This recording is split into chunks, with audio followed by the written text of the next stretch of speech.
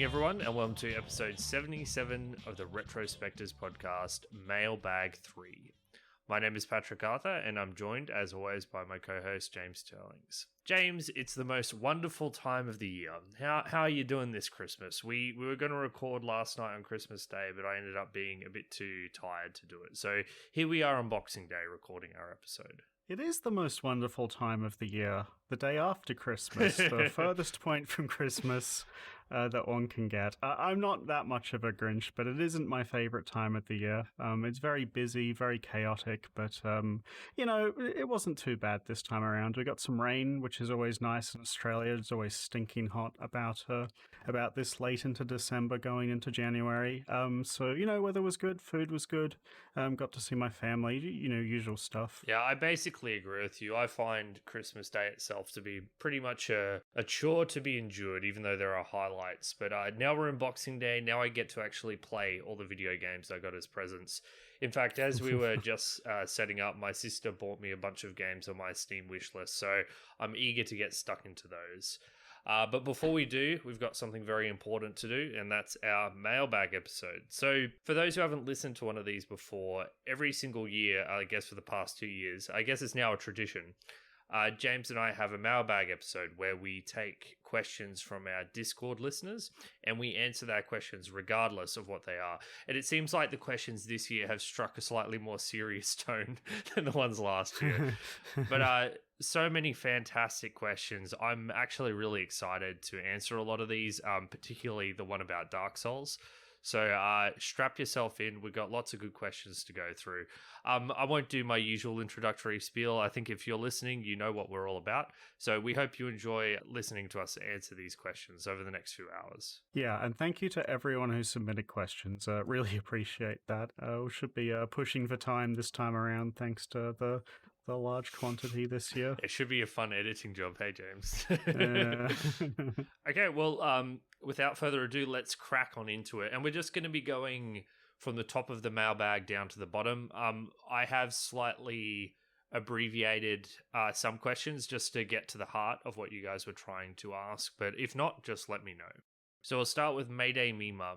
What's been your biggest surprise of the podcast when it comes to your opinion on a game? Not just games you expected to love that you hated, or expected to hate that you loved, but stuff you might have learned about yourself or game design that you didn't expect from games that you've played this year. Yeah, so that's a good question. The obvious one for me is learning about how much I enjoyed the tank controls in Resident Evil 1. I did not expect something feeling that clunky to feel so good and so well placed in a game. I think, that game taught both of us a lot about how, mechanics can't really be evaluated in a vacuum, I'd say. And that game is the perfect example of that. In terms of games that I was surprised at, I was surprised how little I enjoyed the story in Fallout 1. I thought it would have a much bigger focus on story, where in my experience there was actually barely any. Right up until the end, where you got a heap of info dump. And I was really surprised at how well the animations in Vampire the Masquerade Bloodlines held up, and how, that style of facial animation hasn't really continued in Western games. I agree on those, except the story in Fallout 1. I mean, I can understand why you didn't enjoy the story in Fallout 1, but I personally very much liked its grim and understated tone. It didn't have much personality, or it didn't feel very full of vim and vigor like something like Vampire, but for me that just suited a post-apocalyptic ravaged wasteland. So I vibed with the atmosphere and storytelling in Fallout 1. I guess I make a distinction between tone and story. I agree with you about the atmosphere matching the setting very well. I just mean in terms of there was very little to do in terms of questing and talking to NPCs. Mm-hmm. And, after we did Fallout 2 with Chris, I did end up coming to the conclusion that I enjoyed Fallout 2's story more. But as I said on that show, I think that they're best understood in... together, yeah. Yeah, best understood together, because we get to see the evolution of a society that's barely surviving on the brink of an apocalypse, and also one that's, been functioning for 80 years and has evolved to a point where society can flourish again. So I guess my answer to this question is a bit more conceptual, a bit bigger picture, and I honed in on the part of the question that says, "What have I learned about myself?" And I think for me, the biggest revelation I've had this year is the difference between someone with a history in PC gaming and the difference between someone with a history in console gaming. Now, pre-1990s, distinction was far smaller. And after listening to some other retro gaming podcasts where people were playing on their Commodore 64s and Ataris, it seems like they were virtually considered the same. You played games and you played games. But for the retro era that we're looking at, it seems like some people's gaming histories are far more influenced by the Super Nintendo era and the early Nintendo 64 and PlayStation 1 era than I am. And I think that it's very interesting that when I think of video games, I think of primarily PC gaming titles, RTS games, the classic FPS games, immersive sims, things like that. Whereas for other people, when they think of classic video games, they go to games like Mario and Zelda and Metroid. And it was just like a very interesting revelation I had, because the way I conceive of video games and the things I value in video games is just the complete opposite to a lot of people. Yeah, I would like when you said that. That makes a lot of sense to me, right? Because when I think of video games, the first thing in my mind goes to is like 3D platformers with a controller, and stuff like Mario and Zelda as well. Stuff like RTS barely pops into my mind when I think of that. Yeah, and it's not like I think Mario or Zelda are bad games. Like, we did Super Mario World and I thought it was good. It just doesn't resonate with me in the same way as Doom. Like, I would put Doom above all of those games. Like, Doom to me is a better video game than Zelda or Mario or Metroid. And to me, that's obvious. To me, it's like, obviously that game is better than those games. But for some people, I mean, for a lot of people, that's crazy talk. And Mario and Zelda for them is how they define the greatest video games of all time. Yeah, because like to me, Doom is like an enjoyable game, at most. Yeah. I don't love that game. Whereas like I love Ocarina of Time and I love Mario 64. Like it's basically comes down to what we grew up with, right? Mm-hmm. Like you grew up playing Doom on your father's lap, and I grew up getting an N64 for Christmas and playing the shit out of that. So, gotta be very, when you do reviews, gotta be very open about that kind of thing, I think. Because I think a lot of people, more important than games quality is how evocative it is of games you're familiar with. I think that's a really big indicator of how much people will enjoy a game. Yeah, absolutely. And and that's one of the reasons the show is interesting, I think, the fact that you and I bring a different historical perspectives to it. Yeah. But that, it just really, really came clear to me just how much it mattered. Alrighty, so the next question, and this is one from Mayday Mima again, the second question, it is, what's the most negative you've been on a game you ultimately decided did stand the test of time? And what game were you the most positive on that you decided didn't stand the test of time? So we'll answer the question about the most negative I've been about a game that I decided stood the test of time. So I went looking through all the games that we've played that I recommended but had a lot of problems with, and I think the one that stands out the most is probably Earthworm Jim. Earthworm Jim, I feel, is completely carried by its aesthetics and animation and sense of humor and sense of style, and I think that as a video game, it's not actually very fun to play. But it was just tolerable enough that it edged over into standing the test of time. I think that if the art style was just slightly worse or the gameplay slightly more miserable, I wouldn't have recommended it. So for me, it was Earthworm Jim. Yeah, and for me, it's very easily pathologic. I love the story and the world of Pathologic. Of the games I played last year, it's definitely the one that had the biggest impact on me. But like Patrick, I kind of despised the gameplay, quite strongly. It was very boring, very tedious, very repetitive, very time-consuming.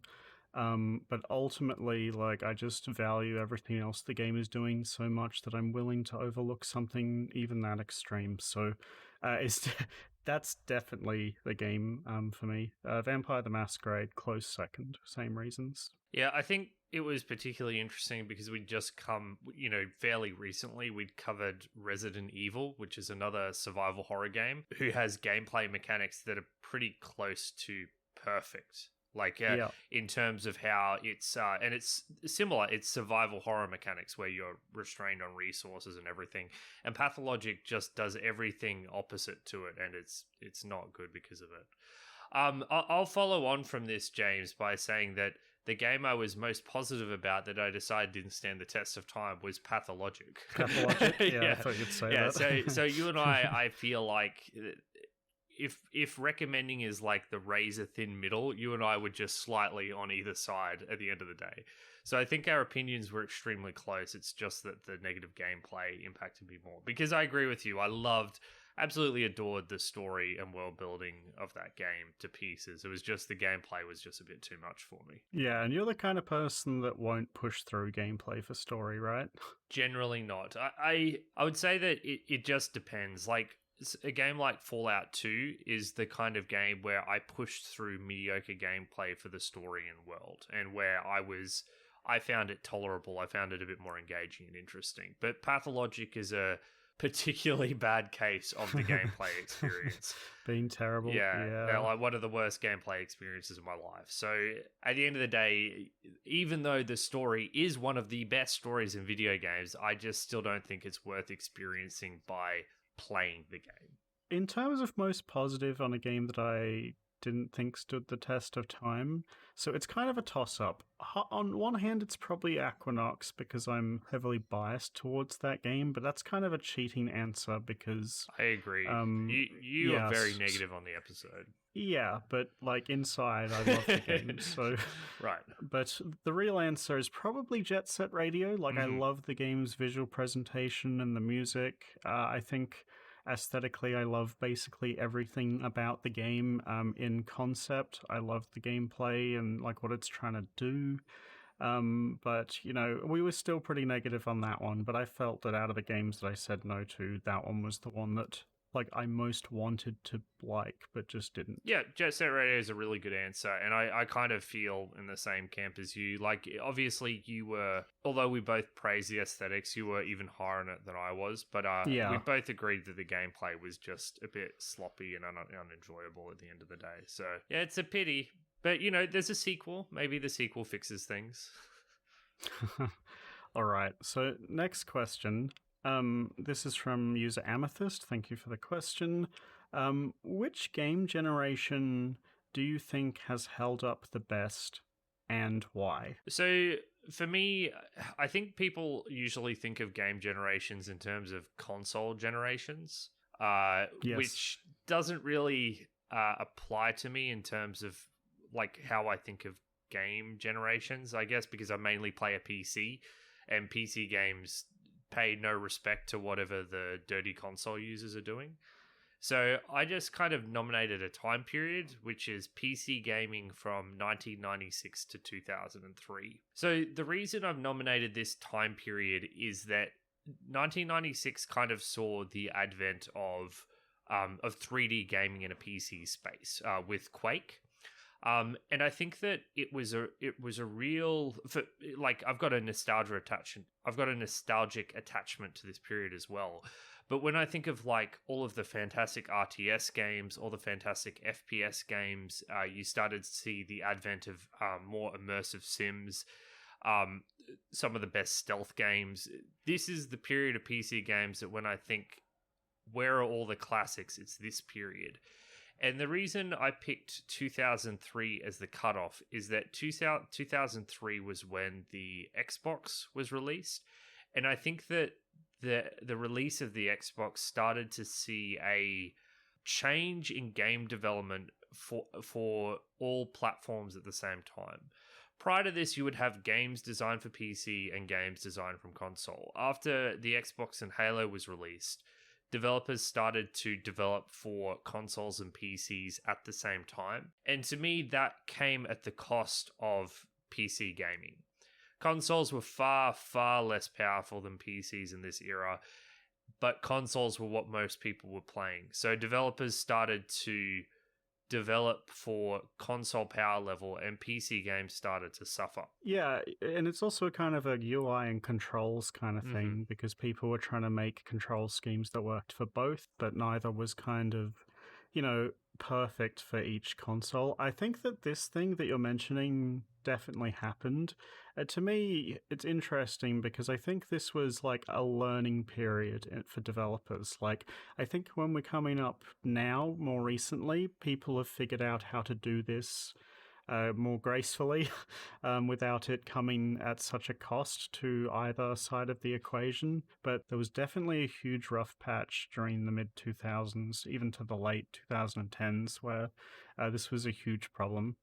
Like the UI in Skyrim, for example, awful because of consoles. I mean, the UI in Oblivion even was awful because of consoles. I mean, if you look at the UI of Morrowind, it's pretty ugly. However, the click and drag system, like you open up your inventory and you have a big box and you click and drag items in and away from it, like that's designed for PCs. It's designed for mouse and keyboard, and it's a million times more functional than the UIs in Oblivion or Skyrim.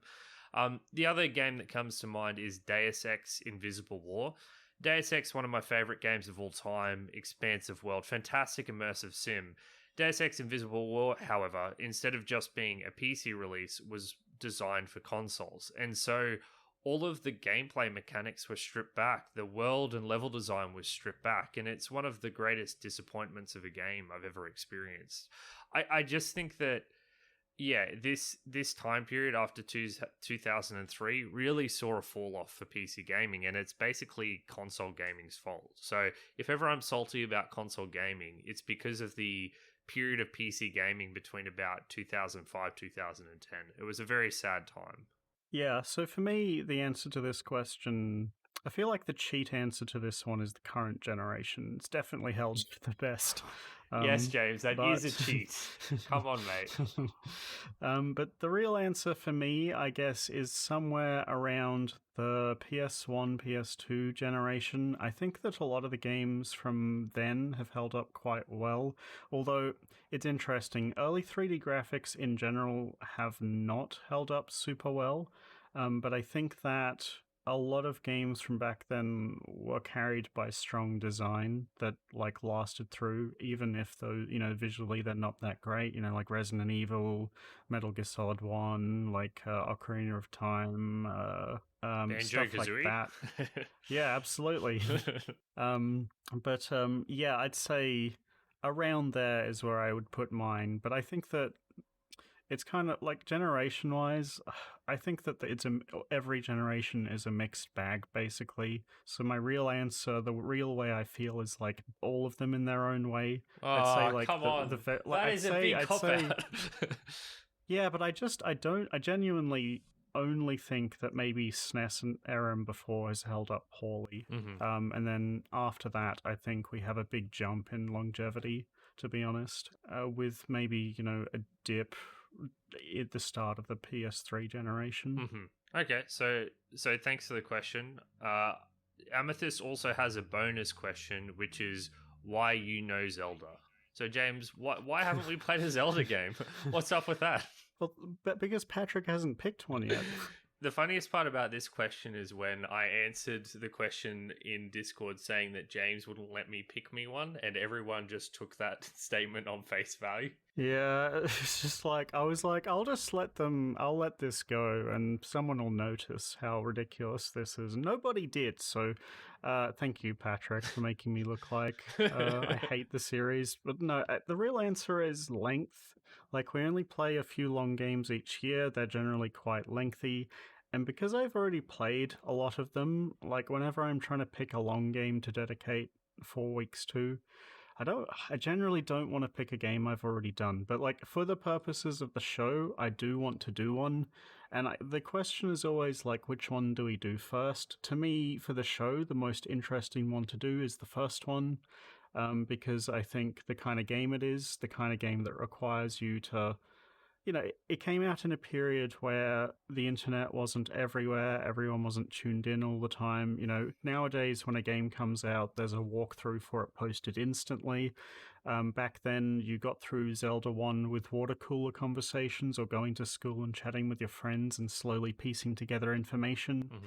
And that kind of experience, I think, doesn't exist now, basically. So I think that on that axis, it's not going to stand the test of time. But from, the purposes of talking about it, I really want to do it. But I actually, don't want to play the game, myself personally. I don't think I would enjoy it, but I want to do it for the show. So I'll try and do a Zelda game this coming year. How about that? Yeah, and for me, the reason I've never picked a Zelda game is, like I said, it's never really been something. I've never really loved Zelda games in the way that most people seem to.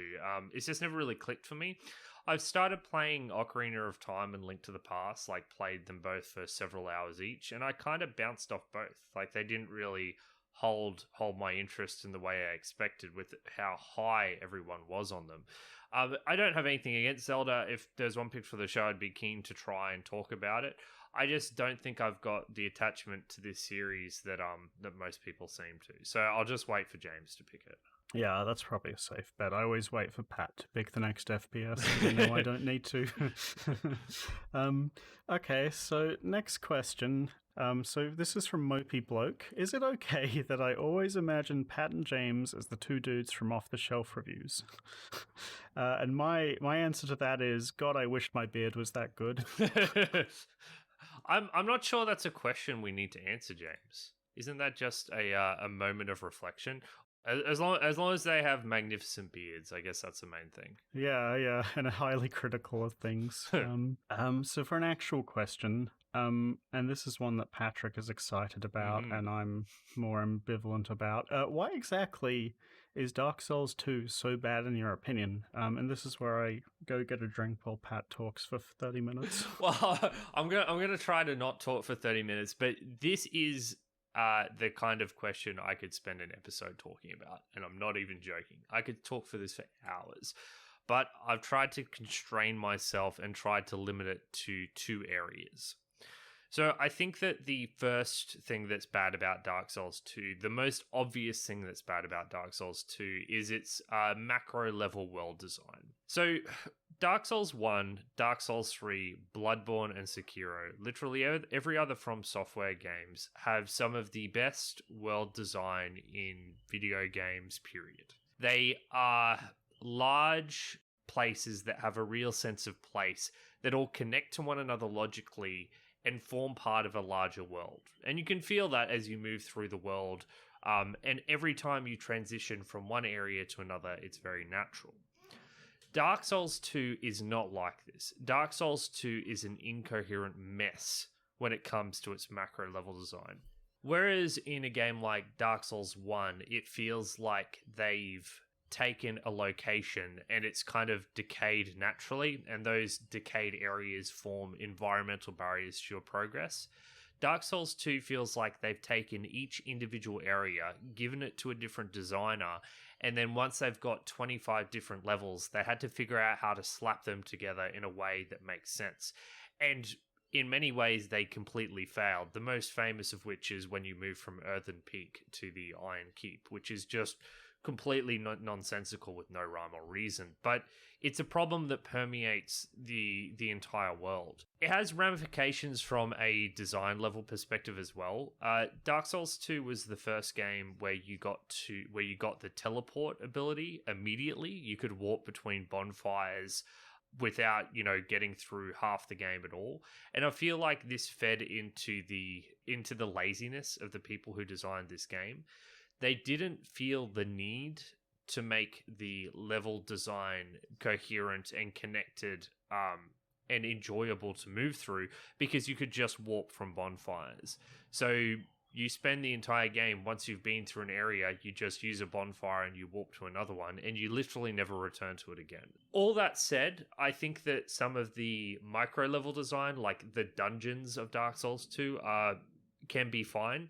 Drangleic Castle and the prison, and the two of the three DLCs, the Iron King and Sunken King DLCs, have some fantastic traditional looping helix Dark Souls level design, but there are some bad levels, and the macro level design is bloody atrocious. James, I'll continue in a second, but did you feel this way with the level design? I know you've played some amount of Dark Souls 2, even if you haven't finished it. Yeah, I've gotten like a third, maybe halfway through the game a couple times now, and I never stopped because I feel like I hate the game.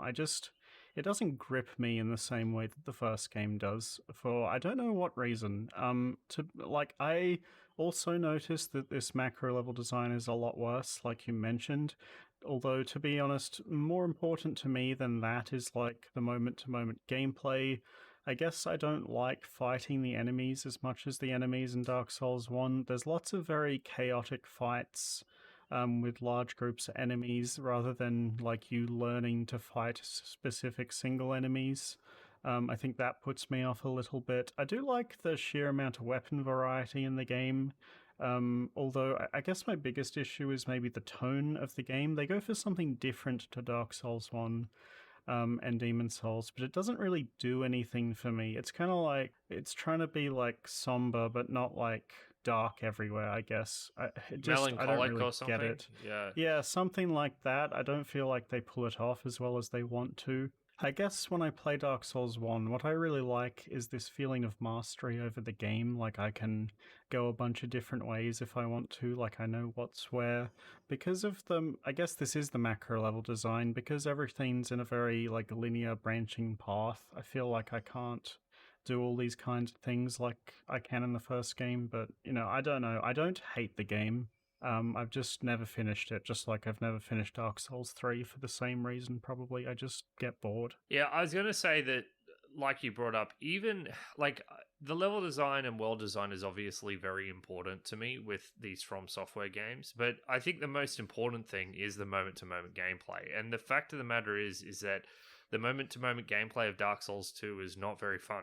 It's sluggish in a lot of ways. Adaptability being a stat affecting your iframes on your roll means that you have very, very little window to actually dodge attacks correctly. And the enemies have far greater tracking as well. So it feels like if you aren't crazy precise with your roll timing that you're going to get punished. I think that the game is just slower. You move slower and so do your enemies. And there's kind of like the backswings on a lot of your attacks just kind of linger in annoying ways. It all adds up to the game feeling like a slog. Like in Dark Souls, even in Dark Souls 1, once you develop a sense of mastery, like James said, you can kind of just sail through the game. Like what was once a difficult endurance test to overcome is one that you can now kind of roll and smash your way through with ease. Dark Souls 2, until you're like exceptionally good at the game, just never reaches that level. You just have to go through the slog. And when I play, I get a bow and arrow and I just kind of I feel like I need to lure over enemies one by one, or I just get overwhelmed and then I got to do it all over again. Well, I kind of like that. Like, I kind of like this tactical approach you need to take in some encounters where you do need to split enemies up. That's interesting to me. I guess what you're getting at is that a lot of your player power, more of your player power in Dark Souls 2 was locked behind stat progression than it was in 1. Yeah, that's a good way to put it. Yeah, you don't really care for the RPG systems as much as other players do. We noticed that when we reviewed the game. For me, I guess I feel like a lot of your player power is really spread out amongst the different stats, so it's really hard to ever feel like your character is strong. I always feel like there's like these taxes I need to pay when I'm leveling up my character. Mm-hmm. I'm not like excited to dump points into strength or, HP or endurance. I feel like I have to level up adaptability and this other stat and this other stat and this other stat before I can start doing the fun things. Yeah, you need 20 points in adaptability, and honestly, you probably want more than that just because like being able to dodge is the most important skill in the game, and it's impossible to do it. I mean, the boss fights are pretty bad. Like, there are some good ones in there, particularly in the DLC, but most of them are very easy and unsatisfying. The first time I played through Dark Souls 2, it's funny, I was really annoyed that like 90% of the bosses are humanoid. I was like, that's so boring. Like Dark Souls 1 has all these cool big monsters. And like nowadays, I always feel that human-sized boss fights are usually better than the huge big ones. So it's interesting that I felt that way back then. I think the problem is a lot of those human-sized boss fights are just not very fun. Like it's not that I am intrinsically opposed to guy and armor fights, and in fact, both is it Fume Knight and Sir Alon are guy and armor fights, which are I would put in the top 20 across the entire series. Like it does have some good boss fights, but there are too many of them, and they're too easy and kind of boring and repetitive and kind of samey, right? Yeah, because it's the problem because they're not human-sized like you are. They're like they're like giants. Like they're humanoid, but they're big, so they have all the problems of the big bosses, but none of the benefits of being humanoid. And like, after I played Bloodborne, it's clear that you can make huge bosses that are really fun to fight. Like Ludwig's a great example of that. You can also make great, very small human-sized enemies. The DLC, again, full of that kind of stuff. But yeah, back then when I first played it on release, my number one criticism was that the bosses seemed boring to me. So I will say, like, for all my complaining, I don't think Dark Souls 2 is an atrocious game. It's the kind of game I'd give like a 6 out of 10. And I think it actually did some things extremely well. It's some of the aesthetics in Dark Souls 2 are beautiful, but then other parts are butt ugly. I think that from a PvP and balance point of view, it's better than Dark Souls 3 and probably Bloodborne, although I didn't play much of the Bloodborne PvP. I think it has the best and most interesting New Game Plus. They've actually got significant changes when you move into New Game Plus. And one of my favorite little changes is bonfire aesthetics, where you can turn specific areas into the New Game Plus equivalent to get the New Game Plus loot from that area, which is just a really cool idea that I'm disappointed they haven't continued to do. I just get irritated by Dark Souls 2 apologists saying, yeah, everyone who's criticizing Dark Souls 2 is just being a meanie and is just whinging because it's too hard. No, Dark Souls 2 is the worst game of the From Software games by a significant margin.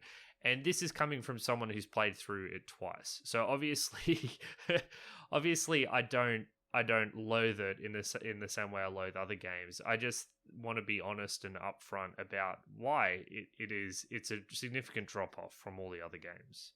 So our next question comes from Sciencestorm, or Drew, who is the host of the Retro Spectives Podcast and someone we've had on the show previously to do Streets of Rage, and who was kind enough to come play Street Fighter 2 with us when we were sucking very bad at it. So his question is also related to Street Fighter 2. What surprised you about the fighting game genre, for better or worse? And what do you hope to see more of in the genre? What would you like to see less of? So for me, I think the thing that surprised me the most about Street Fighter 2 specifically was the difficulty of the inputs. I just found them outrageously difficult. And it was actually, James and I have been playing a bit of Street Fighter 3, and the inputs in Street Fighter 3 are like way, way, way easier. So it seems like Street Fighter 2 is kind of an anomaly in that regard with how difficulty the inputs are. So I guess that's what surprised me the most. And following on from that, what I'd like to see more of and what I'd like to see less of, I think that what I would like more and what I want more from games like Street Fighter 2 and other fighting games is I just want more options available to the player. I think that Street Fighter 2 was pretty good, definitely enough options for me, but in terms of if I am to continue playing fighting games and continuing to get better at them, I want to have more moves available at my disposal to react to different situations in interesting ways. What I want to see less of is them being difficult to execute. So give me more options in combat, but don't make them difficult to do, because if they're difficult to do, I'm just not going to do them, and then those options may as well not exist. Played a lot of fighting games, so I guess the thing that would surprise me the most is how much a lot of it comes down to guessing. Like, I feel like there is, like, what I like about fighting games is when people are having, a back and forth trying to outplay each other. And then when I get kind of annoyed is when lots of fights come down to things like, guessing what's going to happen on Wake Up, like lots of 50-50s in a row. It's like, this is just, if my opponent has conditioned me properly, this isn't just a 50-50 realistically, but when I'm playing against Patrick, we both don't really know what we're doing in a lot of ways. It does feel like a lot of things can be decided by coin flips. I don't like that at all. I felt that was more true when we were playing Street Fighter 3 than 2, actually. Because in Street Fighter 3, we had instances where one of us would punish the other with wake-ups like 5 times in a row, and it happened both ways. Yeah, I wonder how much of that is due to us getting better and being like up to the point where we can start doing that kind of thing. That could be it, yeah. Yeah, but that's what somehow I'd like to see less of that. Although at the end of the day, it is, fighting games are just rock, paper, scissors plus, so it's kind of hard to avoid. So I guess something I'd like to see more of is games having a learning curve for their inputs that are not as binary as they have been. So, for example, when we did Street Fighter 2, Patrick was really struggling to do any of his special moves. And it was either he did it or he didn't do it. Something I'd like to see is kind of like, if the game notices that you input, 80% correct, you do 80% damage with the special. So it's not like, because one of the problems I have is that a lot of the time, Patrick would recognize he needs to do a dragon punch, and that's a good thing. He's correctly recognized he needs to do something. The game should reward him for that. And then, because of his poor execution, he doesn't get rewarded for that at all. Whereas if you do what I suggest, then you still get some benefit out of getting the dragon punch off, but because your execution's poor, you're punished slightly. But it doesn't completely nullify your decision making, right? Which is I love that idea for the record. I think that being able to reward, you still want to reward frame perfect input, right? Like, I don't want to make the game more casual in the sense that we shouldn't be rewarding a difficult version of the inputs, but throw me a bone here, give me something. Like if I'm playing an FPS game and I shoot a lot of bullets at someone, I can always aim for body shots, right, instead of headshots. Yeah. And it doesn't feel like there's any real equivalent in fighting games. Yeah, a game like Grand Blue Fantasy Versus recently, they did this thing where you can either do the motion input for a move, or you can just press a single button to do the move. But if you do that, the move goes on cooldown, and I actually really don't like that system, because the problem I have with it is that new players will default to pressing the button, and that's not actually getting them closer to doing the input, because they're not practicing the input. Whereas with what I suggested, you're fucking it up, but you're practicing and getting better and closer to doing the good input, right? It's just teaching you bad habits. Yeah, that other game, it's like a noob mode, but the point of that's only going to take you so far. Yeah. At some stage, you're just going to need to learn the inputs, and then you're just facing the exact same problem you are all over again. Yeah. Next thing I'd like to see more of is a continued focus on resource management. I really enjoy when we play Street Fighter 3 the fact that I can spend parts of my super meter to power up special moves, and I have to, make decisions in the fight over when to use it and when not to use it. I like that kind of resource management a lot. I don't really like super moves in general. I think they're, too flashy and too, I don't know, you kind of have, it's good when you need to play around it and pay attention, but to me, that kind of resource management is less interesting than, more granular, with lots of little, building up an advantage with lots of little smart decisions, rather than, you made one big decision and took off half the health bar. I don't like that as much. And then I guess the last thing I would say is that I'd like games to continue to have a mix of characters with different skill levels, but not just in the sense that the characters with the exciting playstyles are locked behind high execution requirements. I think that's quite a common thing, where really interesting characters are always the ones that are hard to play. I kind of hate that, because it forces, new players into playing boring characters, and that probably doesn't want to make them keep playing the game. So that's an interesting idea, James, but I'm not sure it's an. I don't know if you can fix that. Like, I think that the thing that makes those characters more interesting is their complexity. And I'm drawing more from Dota 2 now, but in Dota 2, the most interesting characters are always the most complex ones, right? I don't necessarily agree with that. Okay, so what are some? I mean, I just think this idea of more complex characters is kind of intrinsically tied to fun, because as you become more familiar with the base mechanics, you want to be learning something on top of the base mechanics, and that's what those more complex heroes suggest. Let's use Fantasy Strike as an example, right? Okay. There is quite a variety of playstyles in that game. Let's use Rook as an example. Rook is a grappler, and he plays completely different to Grave, who is like your, Ryu Shoto character who throws fireballs. Those characters play completely different. But Rook isn't very difficult to play, correct? Like, a new player could play Rook easily. Whereas in Street Fighter 2, Zangief is very hard to play. So it's like you're locking variety out with complexity, whereas I don't think you don't need to do that, right? Like, Fantasy Strike doesn't do that at all. So you say complexity. I would say it's more power level, isn't it? I mean, you just can't play Zangief if you can't pile driver, right? Like, yeah, but that's almost like a design issue with the character. Like, he doesn't have a well-rounded moveset. Whereas Rook in Fantasy Strike as a grappler feels like he's got more tools to actually get in close. But, maybe you're right, James. I get what you're saying. I'm just saying that I think that when I think of the most fun heroes in Dota, for me, it tends to be the most complicated ones. Although, to be fair, I find Pudge a lot of fun. And Pudge is a hero that probably isn't super difficult to play, even though he does have a difficult move. I mean, he has a difficult move, yeah. Yeah. Yeah, I don't know. I guess I'm more than mechanically interesting. I mean, like, I don't want to lock variety out. Like, when we were playing Street Fighter 2, it felt like you could only play a character with a simple fireball or a simple ranged plan. You couldn't branch out to other play styles. Whereas I think having the low player skill characters be there a variety of people to choose from is a good thing. Yeah, that's true. You want everyone to feel comfortable dabbling in every character class, I guess.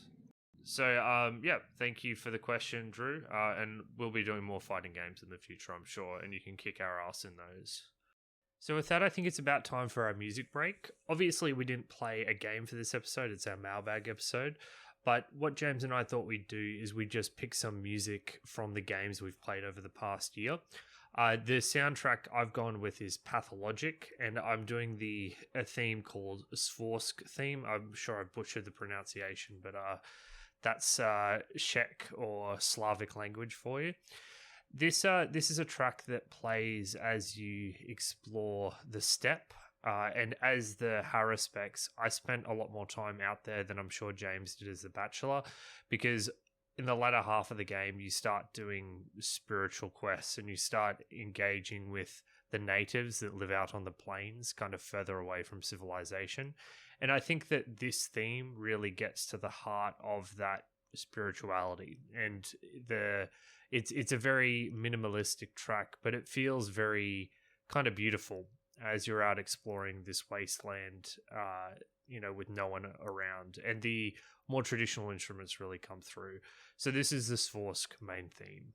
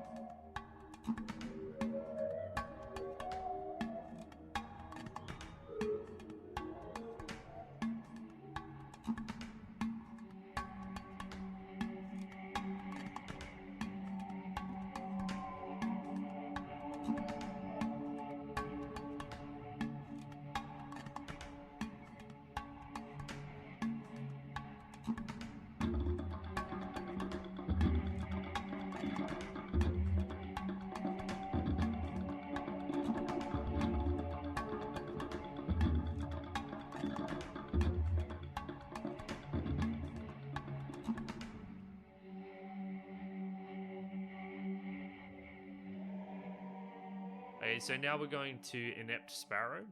And this is a big question. I think it's a fantastic one. Okay, so do you feel the AAA focus on graphical fidelity limits the scope of gameplay on modern titles?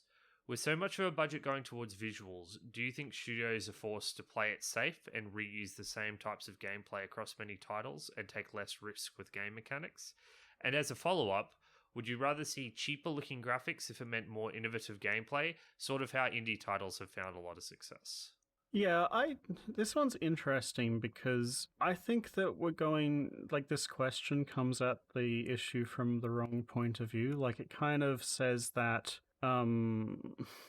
lots of AAA studios want to focus on graphics, and that is causing, a limiting gameplay, whereas I feel like good graphics are something that basically anyone can understand and be impressed by, right? From like a small child to, somebody who's played a lot of games, or even someone who's never played a game before. You can look at a game and say, wow, that looks incredible, regardless of your experience with games.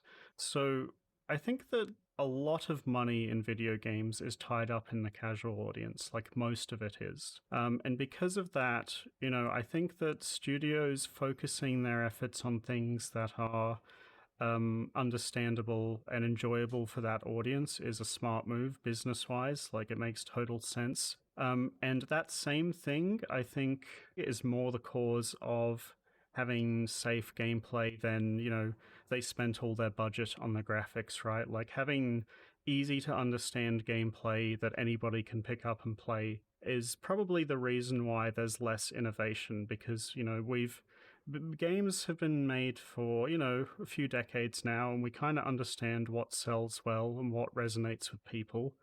And, from a business point of view, like, there's not much reason. Like, indie games take a lot of risks, but the kind of people that, play a lot of indie games are people who are already pretty familiar with video games, right? Like, Patrick, you go out of your way to find niche titles, right? Absolutely. I love indie games to pieces. I play them all the time. I play them more than the AAA games. And I guess with your question, Inept Sparrow, the thing for me is that I agree with you that, these AAA games have a big focus on graphics and simplistic gameplay, and they tend to play it safe. But I guess I just don't perceive it as a problem.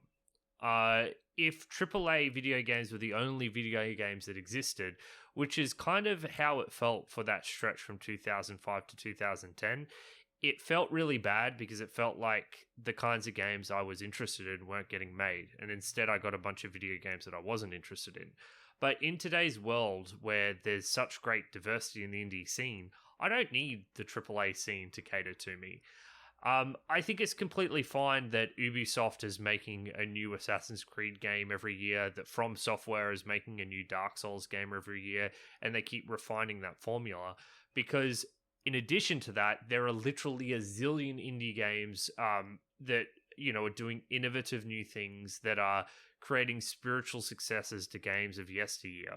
And that's okay. It's just like with movies. Like, there are big action movies, and there are big, romantic comedies and things like that. There's a new Fast and Furious movie every single year, and that's okay. And it's okay to have a type of media that caters to the masses, as long as we also have types of media that cater to niches. And in the gaming scene at the moment, it's literally never been better. Yeah, I'd also want to add on to this question that I'd also like to see not just risks on gameplay, but visual style as well. Like, I'd love to see something visually in the vein of Cuphead from a AAA studio. Like, I would love that.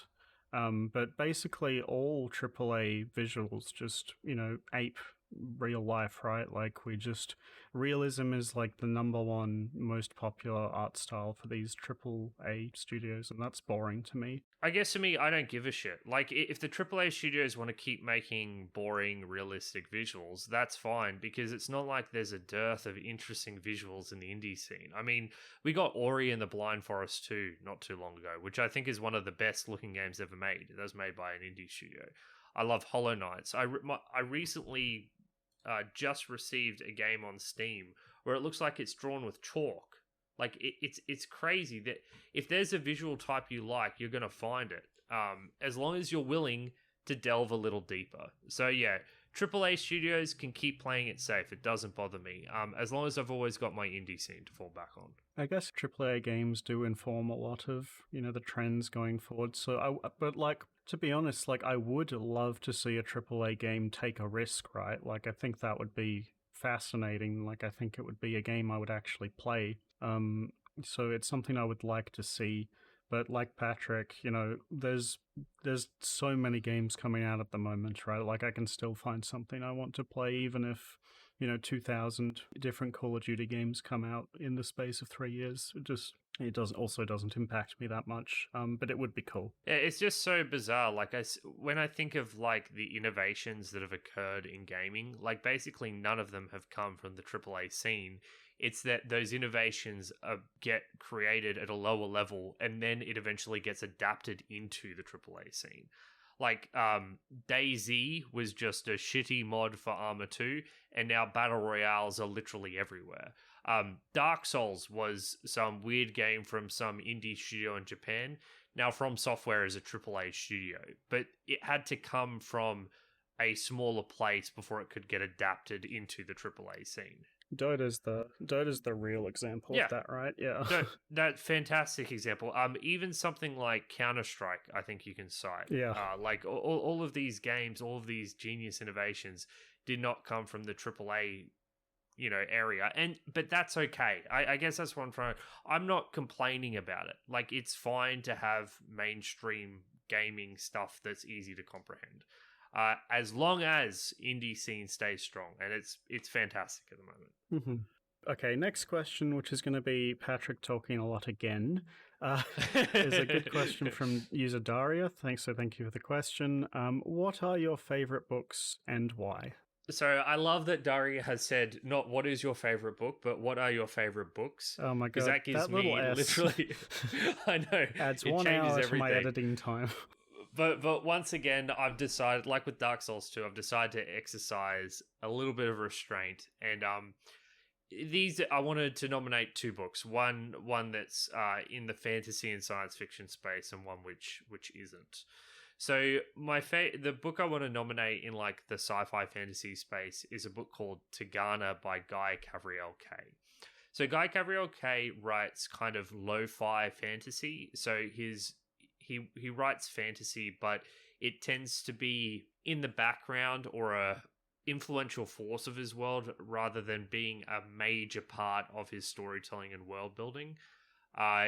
He takes a historical period with Tigana. It's 15th century Spain, where you have a bunch of warring princedoms, and he uses that as the basis for his world building, then adds a splash of magic.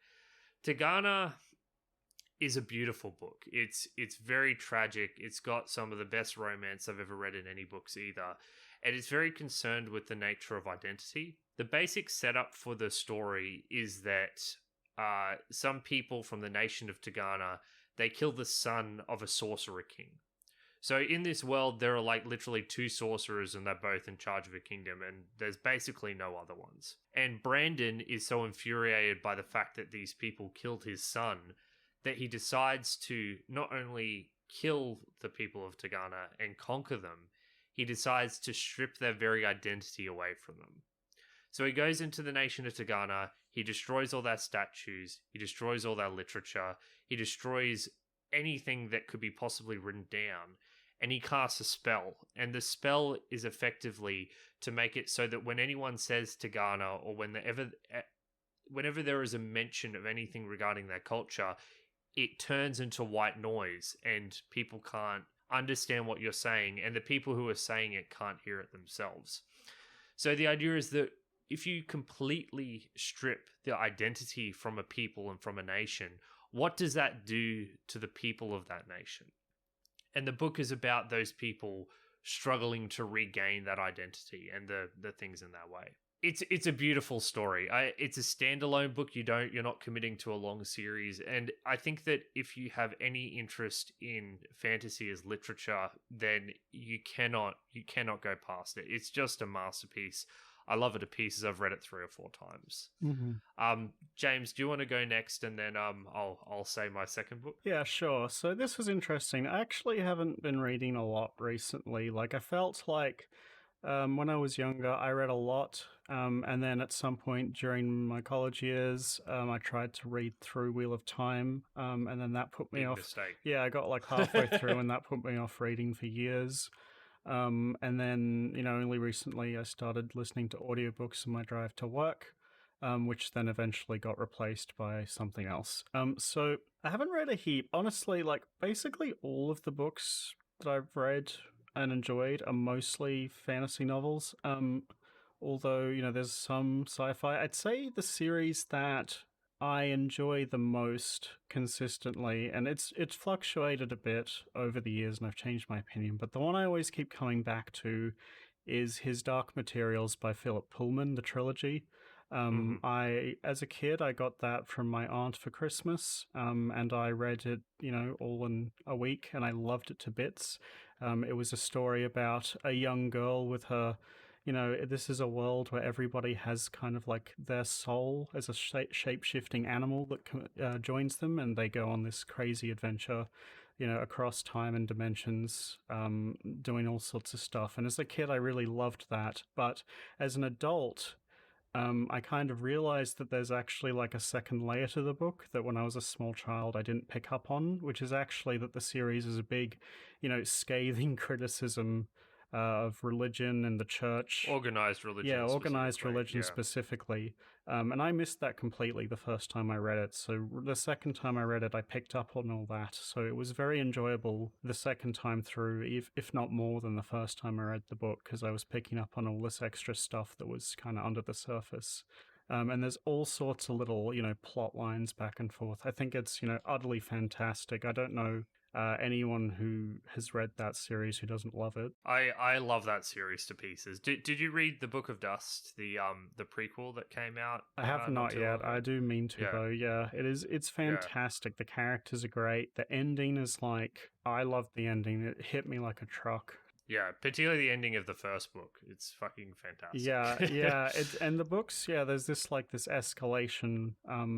Yeah, it's hard to without spoilers, but it's fantastic. If you love fantasy and sci-fi, I think it's very well written. You know how I often criticize the JRPG adventure thing where there's a bunch of friends going on an adventure? Yeah. I think that his Dark Materials does adventure, the notion of adventure really well. Yeah. I think it's great.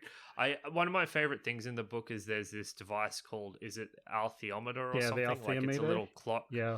Yeah, it's a little clock with symbols, and you can ask it a question and it will swing to the symbols, and you have to interpret. It's almost like tarot reading in a way. But it's very cool because Lyra gets this device, and to start with, she's not very good at using it or understanding. And as it goes on, she gets better and better and better. And I always loved that little clock device. It was always very interesting. Yeah, because they always do the fortune-telling stuff, and it says what the 3 symbols are, and then there's 2 paragraphs of her trying to interpret what's going to happen, and she gets better at it as the book goes on and she grows older. Yeah. And then it cuts to this person who studied it their entire life, and it's very good how there's almost a scientific approach, and that, like you said, there's this big struggle between science and God in the books that is underlying and overshadowing everything. Yeah. So great pick, James. I also love that series. So what's your next book, Patrick? So I just wanted to pick one fantasy book and then pick another book from outside of it, and the book I picked is Catch-22. So Catch-22 it's a book set during World War II. It's about a bomber pilot called Yossarian. And the thing about Yossarian is that he's very upset. He doesn't understand why there are people trying to kill him. And there is a war going on, but he thinks it's mental that everyone's trying to kill him. So what he tries to do is he tries to get out of the war. He's like, I don't want to do this anymore. It's driving me insane. I cannot handle this. Every time I go up there, I think I'm going to die. I'm going to go insane. So he goes and sees his doctor and he says, listen, I'm going insane doing this. You need to discharge me from the army. But the doctor has a comeback for that. He says, well, it's only natural that you're going insane, wanting to while you're getting shot at, while you're almost dying. So actually, the very fact that you're insane means that you're sane, and I can't discharge you. The only insane reaction to, getting shot at is to want to stay fighting, not want to exit it. So unfortunately, I can't discharge you. And that is catch-22. Catch-22 is that no matter what, you're screwed. There's no way out of a situation. And the entire book is built on catch-22s about the insanity of military service.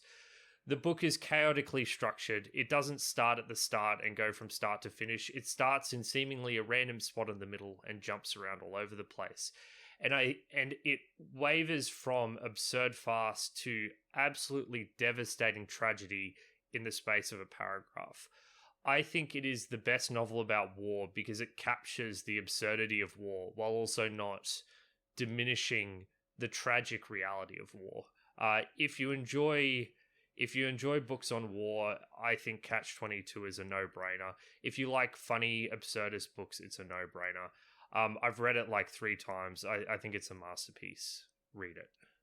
So my non-fantasy pick, and I'm just throwing an extra on here, is actually a book I read during, it was probably like the last book I read after ditching Wheel of Time for good, which was A Clockwork Orange. And I really enjoyed that book, which is a big moral question about how, we should deal with irrefutably terrible people, and how we should deal with them. And actually, this, kind of moral, ethical side of the book isn't what made me enjoy it at all. I think it's, interesting in its own way. But to me, the interesting thing about A Clockwork Orange is the way in which the characters speak. The author basically invented their own slang, basically, and had all these disgruntled youths talking in this, what is effectively incomprehensible on your first time reading, because the first chapter, the characters speak in this heavy dialect that is basically incomprehensible the first time you read it. And then as you go through the book, you pick up on things, and then they basically repeat the first chapter again at the end, almost word for word, and you can just understand it perfectly. And to me, this is so fascinating from like a language acquisition point of view. Like, I'm learning a second language currently, and just the way that people naturally pick up words, without being told what they mean, just through context. This is a brilliant example of that, and I just thought it was so fascinating. So I really love that book for that reason. I also really like A Clockwork Orange, although I think the movie's even better. It's interesting, you mentioned what happens when you have a character that is irredeemable. Well, the book actually, without getting too specific with spoilers, is actually different to the movie in that regard, because the book has an extra chapter at the end that the movie doesn't, that shows redemption of the main character, whereas the movie ends on a tone that is the opposite of redemption, with him going back to his old ways, and the movie just ends. So I think that the author had an idea in mind. He thought they would, that these characters were redeemable, whereas Kubrick did not, and that completely changes the tone of the movie. Yeah. The last chapter, wasn't that added later after the initial printing, I believe? Because I remember so what happened was it was basically cut from one of the editions. So it was, maybe you're right.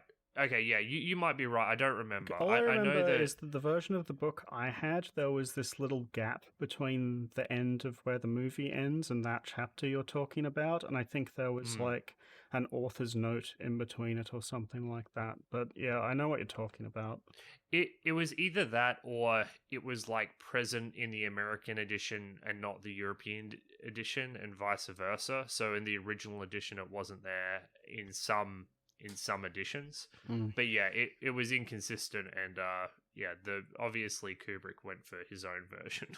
But yeah, once again, James, good pick. I also really enjoy that, and the process of learning their dialect. Horrific book, horrific movie. So be warned, trigger warning for that one. Yeah. Okay, so it's another question from Daria. Thank you, which I actually forgot to write in my notes. So thankfully, Patrick will answer this first for me so that I can quickly think of an answer. What do you think about sandbox games? Do you have any favorites? I'm still of the opinion that you should play Sims 2 for the podcast, by the way. So nowadays I'd say I'm less interested in sandbox games because of the limited playtime I have. Like when you have less time, you kind of want to get into something with a more definitive objective than play, say, a little bit of a sandbox game for an hour and a half. I will say I played a lot of Minecraft when it first came out. So I played Minecraft when it was first in alpha, when it was just creative mode. And when they first released survival mode, I loved it to pieces. I thought it was incredible the way that game worked in survival mode when it first released. I I think the thing about sandbox games is that you really have to make your own fun, and I think that as an adult it's harder for me to make my own fun in the same way that it's harder for me to just pull out a pile of Lego and have fun building it. The sandbox games that I enjoy nowadays tend to have direction in them as well. Like, for example, there's a game called Subnautica, which is a survival game, survival crafting game in the vein of other sandbox games. But there's a story, there's a main story, and there's a goal to work towards. And I think that if you have that main story and goal to work towards, and you can kind of deviate back towards the sandbox in bits and pieces, then I'm far more on board with it. So I like when my sandbox games have a main path that I can, gradually follow as time goes on than a pure sandbox experience. Yeah, I'm mostly in the same boat. Like, as a kid, I loved Minecraft and The Sims also. And as an adult, I find that the thing I value in games is either a good narrative or the game posing puzzles or questions for me to solve. Like, this enemy is difficult, how do I beat it? Or even if it's something as straightforward as a puzzle game. And sandboxes don't do that at all. And like that's the entirety of the fun that I get from playing video games is trying to figure out how to, meet my goals. And I guess I struggle with making my own goals in sandbox games if there isn't like a very blatant goal for the player to follow. So I'm much less interested in these types of games these days. I mean, I wouldn't mind doing one for the show for sure because it'd be interesting to talk about, but I basically would just never pick one to play in my own time ever, I don't think. Specifically with The Sims, I mean, the truth is when I was a kid, I played The Sims, but I didn't play The Sims as a video game in the traditional sense. I would cheat myself a lot of money and then I would build houses. And that's what I do. I treated it as a Lego game or a Minecraft game where I was just using it to build things. And I'm not sure how much I'd actually enjoy playing The Sims as a video game without, cheating a lot. So I've kind of been reluctant to do the series because the way I engaged with it as a kid is very different to how I would engage with it for the podcast. Yeah, to me, games these days are all about optimization and doing things the quote-unquote right way, and it seems against the spirit of the sandbox experience to me, to be honest. So Daria had another question that we've missed over. I don't know if you've got this one written down. Do you re-listen to your own podcasts? If yes, do you have favorite episodes? And do you have any least favorite? Yeah, so obviously during editing, I have to listen to it all again. That doesn't really count. So other than that, I haven't done that yet.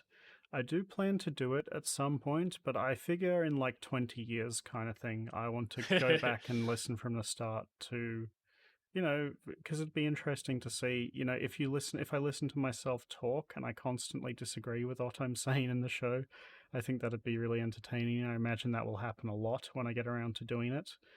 As for favorite episodes, always the story-heavy ones like Archimedean Dynasty, Pathologic.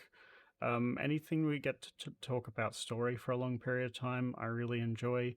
Any of the episodes where we talk about games that we both dislike strongly, very critical of, like Jet Set Radio, I enjoyed those discussions a lot.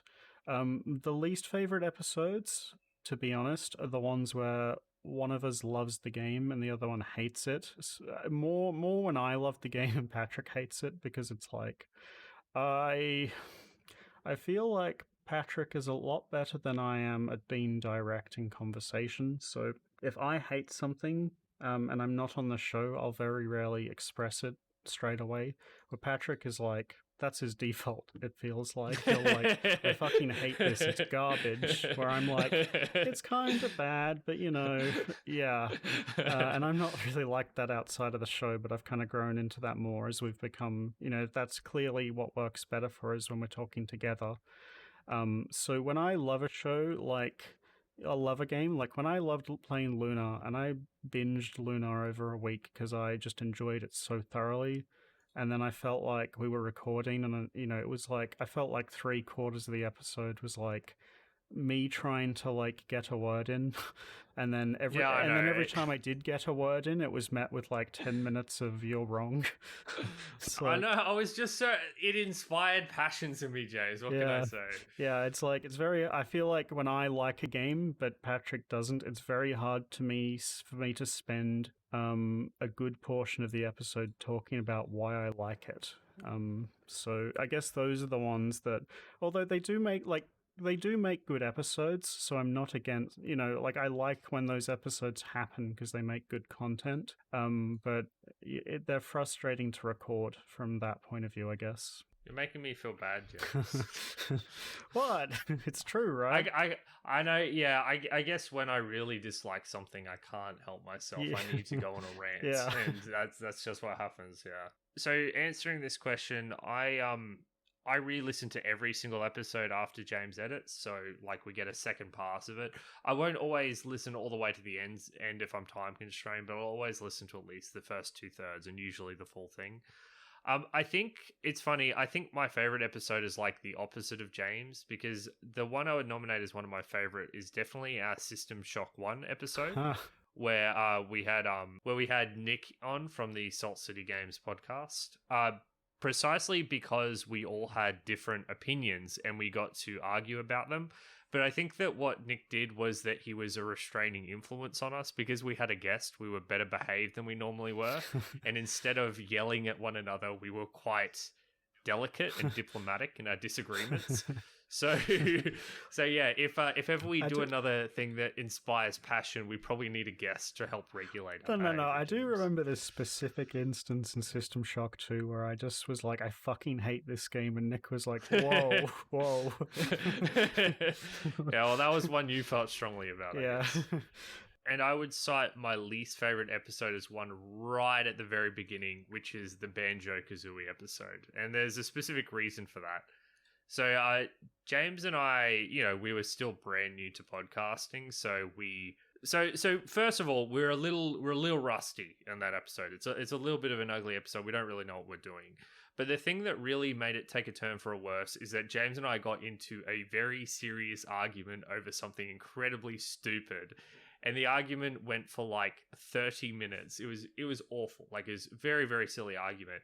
And I feel like when we resumed after that argument, things just weren't the same. Yeah. We just didn't have the chemistry, and we were both being very holding ourselves back to make sure we didn't get into an argument again. And I think that the latter half of that episode just is kind of a little boring and uninteresting. So unfortunately, that Banjo-Kazooie episode, not the best listening, I don't think. Yeah, it's kind of unavoidable, right? Like, I felt like when we started the show, we didn't quite grasp how different each of our feelings on video games were. Like, you coming from a PC background, me from a console background, how critical each of us is, you being much more critical than me to begin with by like a lot.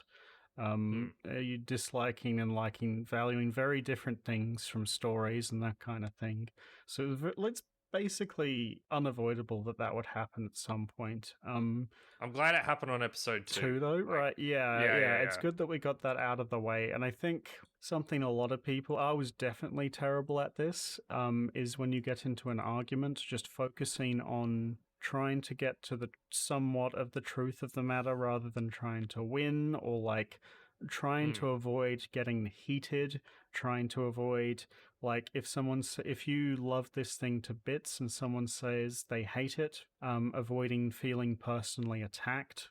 That's the main thing. Like, it is not an attack on me that Patrick says he hates Luna. And that's something, as a younger person, I struggled with a lot. It just felt like you feel a bit embarrassed when someone goes on a rant about something you like and they hate it. It's like, dealing with that and being more adult about it and learning to have your arguments go back and forth and know when to end, like understand when you have both fully expressed your opinion in full detail and recognizing that, okay, we've listened to each other and we're just not going to change our opinion. You know, that's how I feel, that's how you feel, that's fine. And that's fine. Yeah, and then moving that's okay. on. Yeah, that's been really important to learn. And I think that we saw that when we did our Dark Souls episode, because you and I got into an argument that actually wasn't too far removed from the Banjo-Kazooie one. Yeah, but we talked it out, and then we just resumed the podcast, and everything was completely fine. Yeah, it was like it was just completely fine because we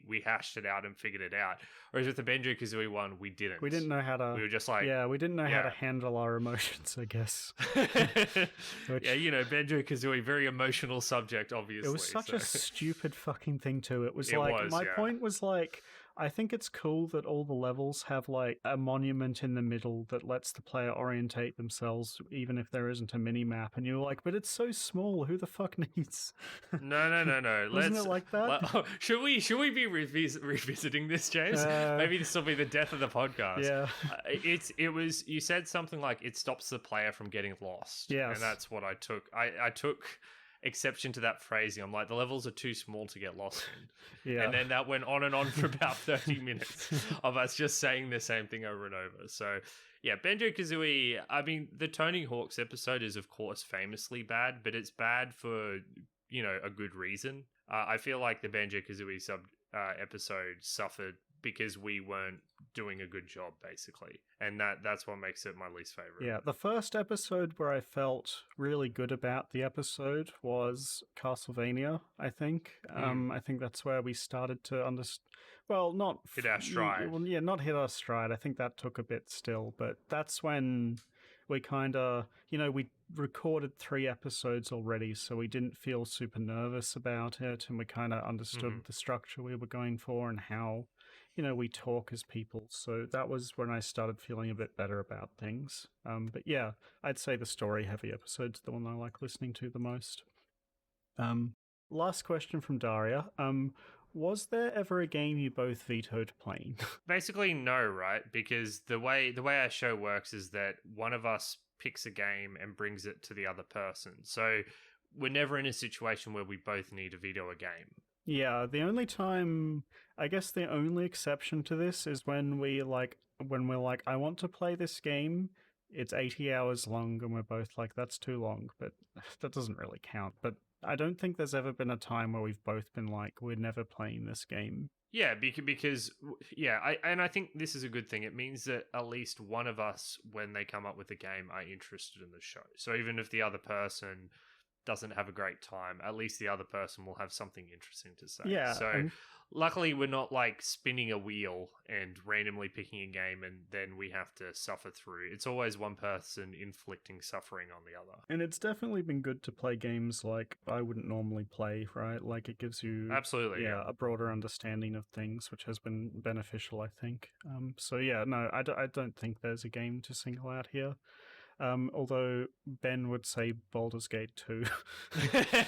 But that's, again, it's very long, and I actually would want to do it for the show. So on that topic, do Baldur's Gate 2 you cowards, also known as Ben, as well as Mayday Mima, wanted to ask if we would consider doing more community involvement for games that both have robust single-player and multiplayer experiences. So, James, we're going to do more multiplayer games? Yeah, so I think the question is specifically like, would you play the single player for the show but have the multiplayer be the community involvement, I think is the question they're asking. Like, sure. Like if we did Halo 1 again, we'd do Halo, lobbies or something. I wouldn't be against that.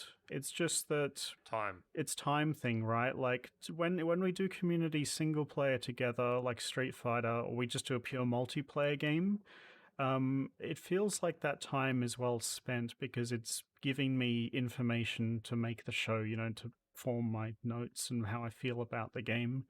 Whereas the multiplayer, I guess, as a whole experience, that can help. But it wouldn't really be a huge focus of the episode, so I'd be less interested in it. As for doing more multiplayer, I really enjoyed doing the multiplayer for Street Fighter 2. I thought it was really enjoyable. We obviously had to talk about the game while we were playing it, but that's fine. I think the episode turned out okay anyway. So, absolutely, it's something I want to do. It's just a matter of finding, games that people are willing to play with us. Is the main point of concern, I guess. Yeah, I think what you have to think about is like the problem at the end of the day is how much time we have to play these games. I think that what we could do is that if we were to pick a game like Heroes of Might and Magic 3 again, it might have been better to play like 10 hours of skirmish and then 20 hours of multiplayer. Because I don't think I necessarily got a lot out of playing this single player of that game for 30 hours straight. I probably would have got more out of splitting the time between single player and multiplayer. But for the most part, I would rather pick exclusively multiplayer games and exclusively single player games and give it the time it deserves than trying to awkwardly squeeze in both. If we do pick a game that has a multiplayer focus, then I'm happy to go with that, but I don't think we have time to do both in a single episode. Yeah, somebody mentioned StarCraft 1 as a multiplayer-only title, and I don't even hate that idea, because to me, like, if I was to play StarCraft, it would be because I'm interested in the multiplayer, so... Yeah. That's something I don't hate the idea of, although I'd suck at it. I guess I would, if we were to do StarCraft 1 at this stage after reading about the campaign and everything, it seems a little bland. Yeah. I would, if I'm going to do StarCraft, I would do it as a multiplayer title rather than trying to squeeze both multiplayer and single player in. Definitely. Yeah, so basically, yes, we want to do more community involvement, but I don't think we'll be trying to squeeze in both single player and multiplayer experience in terms of evaluating a game. We'll probably just go one or the other. Okay, so one more question from Mayday Mima again. As Aussies that had to go through the PAL problem of 50 hertz gaming, did you ever have a moment where an old game you played back in the day was so much better or easier when you switched to an emulator? Now, of course, he's referring to the difference between PAL and NTSC, where it's to do with the power rating that we get in Australia and the UK compared to the US. So a lot of old games were actually slowed down by like 10 frames or roughly that in order to compensate for the power output from our sockets. So I actually have never noticed this ever, basically. Yeah, and if you've never noticed, I definitely haven't noticed because I've played a lot less console games than you. And I've played N64 games and PS2 games on an emulator. I really never noticed that difference. And I know, like, actually a lot of Nintendo games did it the proper way instead and just sped the game up for PAL release so that it was not noticeable anyway. So yeah, sorry, I've never noticed this, thankfully. The main thing I've noticed is that consoles have shitty FPS, and they always have compared to PC. So once again, PC master race. Yeah, although that is changing in these days, it's almost I mean, negligible. even now, even the new consoles are still only running at 60 FPS, whereas I would say 144 FPS is the standard for PC games. Yeah, that's true. Yeah. So they're always. I mean, it depends. It'll on reach the a title. point where they. Yeah, it'll reach a point where they reach equality. But yeah, I don't like consoles. I don't know if anyone's noticed that yet. Maybe. Alrighty, so it's time for another music break. As Pat said, we're going to be choosing some music from this year that stood out to us in particular. If Patrick's going to choose Pathologic, then for me, the next best choice is, of course, Is Oath in Felghana. We hadn't covered any music similar to this before when doing the show, and I just thought that everything on the soundtrack was an absolute blast. So we already picked my two favorite songs for the episode, so for this one, we're going to be choosing a track called Be Careful, which I think shows the great range of the soundtrack while also being, on theme. So here is Be Careful.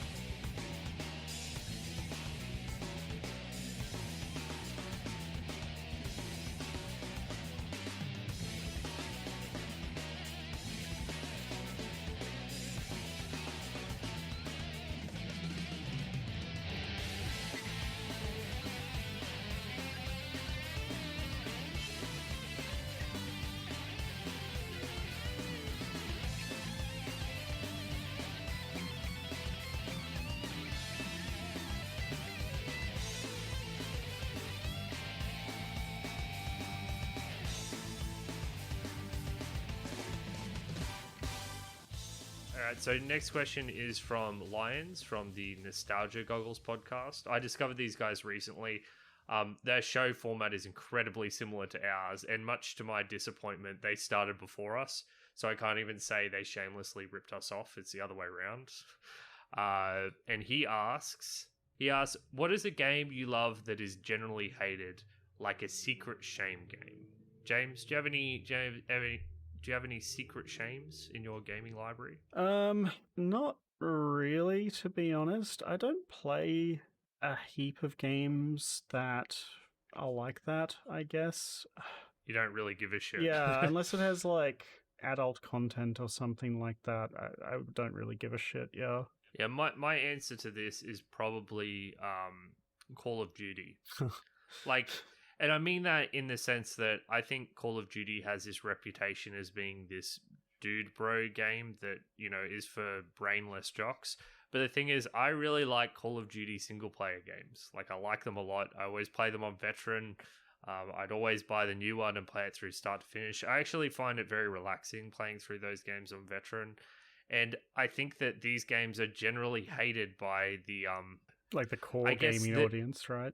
By the core gaming audience, and probably I'd say the critical part of the gaming journalism section. Like, I think that, you know, journalism sites like IGN often would give these games a lot of 9 out of 10s, but I think the more, you know, the gaming journalists that were a bit more sophisticated are very dismissive of Call of Duty and the Call of Duty experience in favor of things that are a bit more cerebral, that tickle your brain, or, you know, tell a better story and things like that. But I've always liked these games. I just like the challenge of trying to get through them on Veteran, and I've played all of them at this stage, all the single player games. I will say that as time has gone on, I've liked them less and less because they are more and more and more linear and more taking control away from the player constantly, so that the game can show you its cool cutscene or building explode or whatever, and it's really getting on my nerves. But I would say the first half of the Call of Duty games I'm big fans of, and I enjoy playing them a lot. Wish I had an answer to this one. I thought about it a lot, and I just cannot think. Maybe someone else could tell me that I like a game that everyone hates. Well, James, you should be ashamed of playing and enjoying JRPGs. Does that help? They're not hated though. They're just hated by you. Yeah, that is true. That is fair. You know what? You're bang on. It isn't a game that's generally hated. It's just something that Patrick specifically dislikes, and a lot of other people though. It's pretty divisive. It's hard. It is hard to find haters of video games in general, like, because the people who love a game have a louder voice than those who dislike it. I'm not so sure that's true. There are definitely people who are vocal about disliking games. Like when Doom Eternal came out, so many people were very happy to say that they hated it. Just as many. But that game was like very 50-50. People either loved that game or hated that game. I feel like it was more positive overall, though. Yeah, like, if you look at the reviews for Doom Eternal specifically, it's just so that kind of talks the opposite of what you're saying. It's like people are louder when they hate something. Yeah, that's true. That's fair. Yeah, that's okay, James. Maybe you're just a mainstream person who only likes popular things, like Call of Duty. Exactly. Yeah.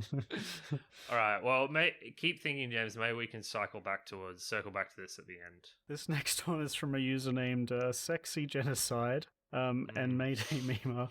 And it goes, what genre do you think best stands the test of time based on the games played so far, and which the least? This is another question where I question the premise of the question itself, because to me, I've always thought of genres as being unrelated to quality or time periods, I guess. Oh, time period, like obviously certain genres are more popular in certain time periods, right? But like to me, a genre itself doesn't stand the test of time because it changes with time. You know, like shooters have evolved massively over the past few decades. Same with basically every genre. So I guess, like, to me, the question is a bit strange, and I don't have a good answer for the direct question. But I guess what I would say is that I would identify certain genres as undergoing more change over time than others. Like, I think there's some genres that haven't changed very much at all over the past few decades, where others have changed wildly. And, their initial, games that came out weren't that hot. I guess, this comes back to us doing Crystalis and Luna, is that I think I haven't said this to Patrick yet, but I think after we did those episodes that I'm also less high on like classic JRPGs than the ones from the PS2 era and onwards. Even though I did enjoy those when we played through them, it was just less than the ones I'd played later. So I'd say that genre had a lot of growing to do, even though I love it to bits. I'd say platformers are probably pretty static. Like, obviously, we've gone from early Mario titles, and there's a lot of popularity with like Meat Boy style games where there's, just lots of really precise jumps to do, as opposed to being like, going through a fairgrounds and seeing all the crazy attractions. But yeah, in general, I don't think genres age, in principle. So I have a pretty concrete answer to this, actually, and I would say that the genre that has stood the best test of time the best is the stealth genre. I knew you would say that, and then because like Thief 1, it's clearly mechanically very sound.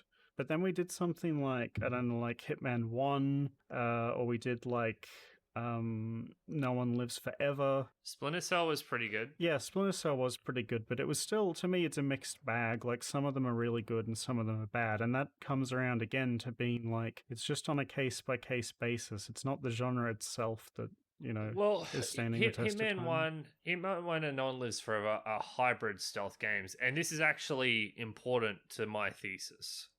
So I think that something that's very interesting about stealth games is that I think that pure stealth games, where stealth is the primary focus, are actually very rare. Developers have this insistence on adding more and more and more, and they're not really necessarily understanding what they're taking away by adding in features. Yeah, that's how you get terrible genres like immersive sims. well, here's the thing. So I love immersive sims as well, right?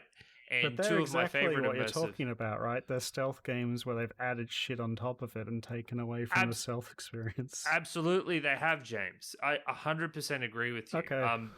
So Deus Ex, the two that come to mind are the new Deus Ex games, Human Revolution and Mankind Divided, and Dishonored.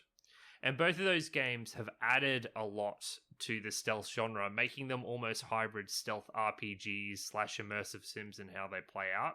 But what the thing I'm trying to highlight, James, isn't that therefore Dishonored or Deus Ex is bad. That's not true at all. I love those games. What I'm trying to say is that the purity of the pure stealth experience still has a lot to offer today.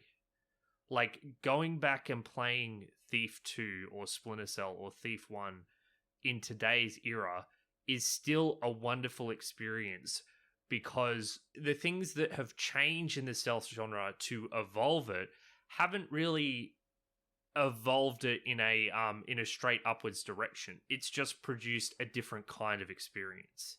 Dishonored and the new Deus Ex games aren't bad games. I think they're fantastic games, but I think that they're not better games than Thief 1 or Thief 2 or even Splinter Cell. They've just taken it in a different direction, and they've kind of morphed it into a completely different game.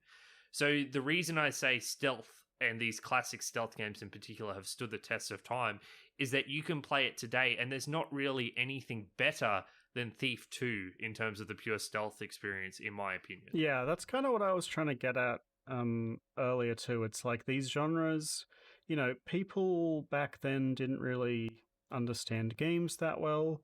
And the people, well, obviously they knew something because they made a great game. But like when they made Thief 1, like you said, it's like they hit the nail on the head instantly, and they distilled what makes a stealth game fun into its, pure essence, and they made a game based on that, right?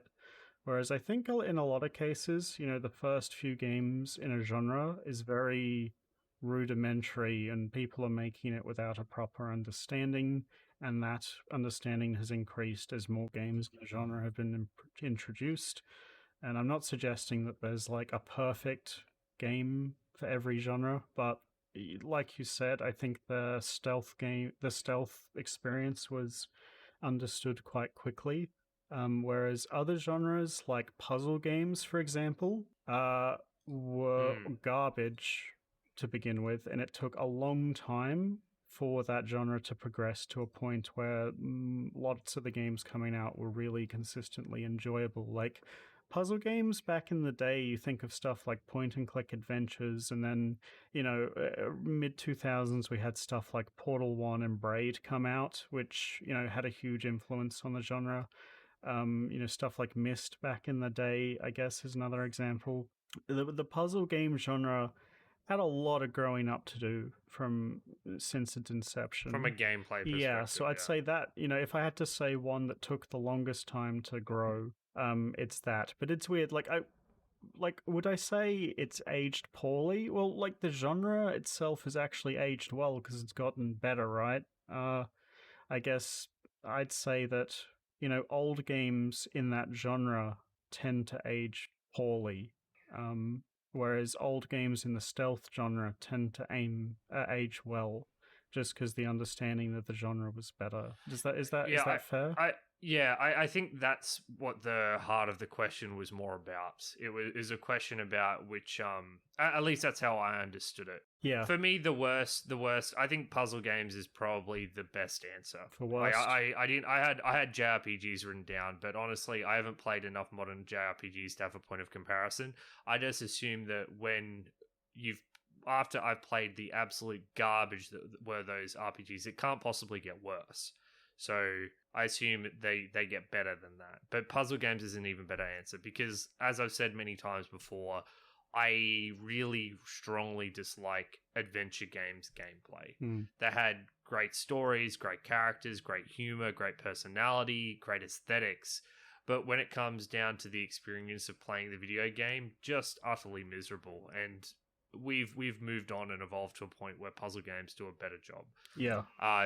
Puzzle games I think is a great answer, James. Yeah. For one that's aged well, I'm going to say racing games. I'd say that, they haven't evolved a lot. The core experience of a racing game has been the same forever. And then to me, I always loved them, when I play them. Like every racing game we've played on the show, I've loved to bits. Be it F-Zero, Burnout 3, Pod Racer, anything like that. Yeah, that's true. I think that they have not changed a heap. Even Mario Kart, for example, like kart races, which we haven't done on the show yet, but, the kart racer has not changed its formula at all since, like, the first one. So, I'd say races is my answer to this question. Yeah, that's a good answer. Anyway, good question. Thank you. Thank you for that. So the next question comes from user Hexady, who's a personal friend of myself and Patrick outside of the show. And their question is, how do you guys feel you've gone with the podcast this year? Any real highs or lows that come to mind? So I'm actually thrilled with how the podcast has gone this year. Our downloads are great, and I think that the games we played this year are probably the best lot of games that we've done so far. It doesn't have like the absolute bestest games, but even the games that I disliked and ended up not recommending, I think that they had a lot of interesting elements to them. Like something like Pikmin, Pathologic, even something like Space Channel 5. Like I didn't loathe playing these games really at any point. Sounded like you loathed playing Pathologic. Yeah, sorry. I guess what I'm more getting at is that even the games I didn't like, there was still a lot of aspects that I was intrigued about and enjoyed and wanted to talk about. Yeah. Whereas we've played games previously where I was just bored or unengaged. Like last year, just as an example of a game that I haven't brought up very much, Warhammer 40,000 Dawn of War, the single player of that RDS, I really found that game extremely boring to play. And I was super disappointed in it because of how much I'd enjoyed it when I was younger. And it ended up being incredibly formulaic and dull and uninteresting and easy. and sloggy, and Yeah, there's nothing that bad. The games we've done this year have been better in my yeah, opinion. I felt that way about stuff like the Two Towers and like maybe Tribes Yeah. Vengeance. There's just games where, yeah, it was just a very medium experience, but it wasn't like, when we played Kingdom Under Fire: The Crusaders, that game, there was stuff to talk about that game. Yes. Like a lot to talk about, even stuff we hated like System Shock or Luna. There's a lot to talk about, it makes you feel things even if it's a negative emotion, and those are exciting. I felt similar to you about this year. It felt like a very long year. I enjoyed the vast majority of the games we played this year, I think. And even the ones I really didn't like Fallout 1, it was a good time. We had Chris on the show to talk about. So, in that sense, I thought it was really fun. And I also felt really good about all the guest episodes we had this year. And I felt good about basically every guest episode we've had, but We're getting better at them. But yeah, but I feel like I understand how to do them now a bit better, so they go a lot smoother. And I think everyone that we had on the show, from Drew from Streets of Rage 2, Chris from Fallout, and another Chris from Prince of Persia, I enjoyed all of those a lot, and I had people tell me they also enjoyed those from listening to them. So yeah, I think I like the selection of games that we went through this year more than last year. I think last year I was too focused on trying to pick strange games that I thought would be interesting to talk about, but didn't quite pan out. I think we hit a better middle ground this year of picking, games that are well liked. And we did some sequels and stuff. That was fun. Yeah. I guess for, retrospectives as a whole, my only disappointment of this year is that I haven't gotten around to doing as much writing as I want to for the website. Patrick has been, out of time as well, so that hasn't been super productive. That's probably like my only major negative feeling about this year. It's funny, I was about to say the exact same thing. My major disappointment is that I haven't done as much writing as I would have liked. I've just felt more time poor. And writing is very much a process that takes me a long time because I want to do a really good job and write an article that's worth reading. I don't like just posting an article for the sake of it. So I'm in the middle of working on a pathologic review, but I've been working on it on and off for like 2 to 3 months now, just because I will spend several days just until I come to a set of paragraphs that I like. So I'm going to keep working on my writing. I've got a little holiday coming up, so I'm going to try and get something posted in that time. But yeah, I just wish I'd done more writing. I love writing, and I love putting my opinions out there to the world in written form. Yeah, the worst part about it for me is, I guess, that to me, articles are a boost in views that I don't have to do any work because Patrick does it all. It's really nice.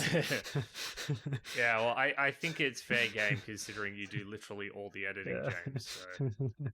It's fine. I understand. And I had 2 games I wanted to write reviews for this year and just never got around to it because I was lazy. So gonna kick myself for that and try to get New Year's resolution. Yeah, New Year's resolution. Do some fucking writing, dickhead. Write one article this year. Yeah, it'll take that long. Okay, so I got a question from Drew now. So, if you could buy yourself any game for the holidays, regardless of price, what would it be? And what would you buy as a gift for the other person?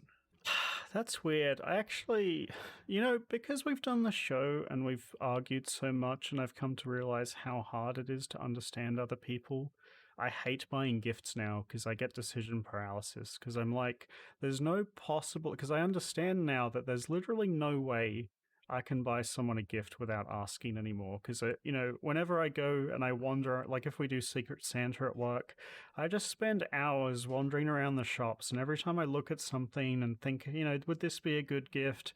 I think of 10 million reasons why it wouldn't be. And I just hate buying gifts for people. So I ask people not to get me stuff so that I can do the same.